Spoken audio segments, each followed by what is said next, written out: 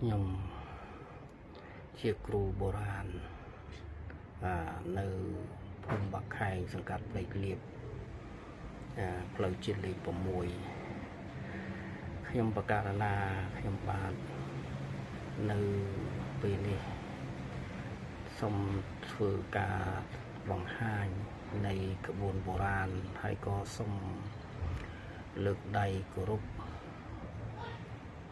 អស់លោកស្រីទាំងអស់ធ្វើការរំអោនកាយ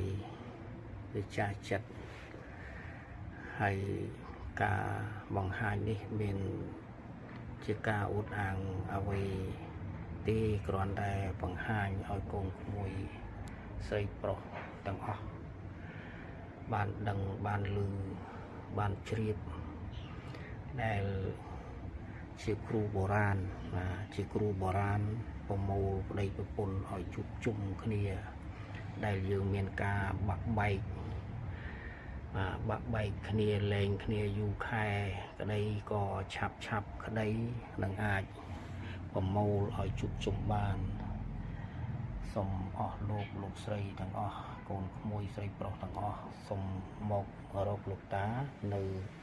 ភូមិបាក់ខែងឬជាតាក់ទងតាមលេខទូរស័ព្ទដែ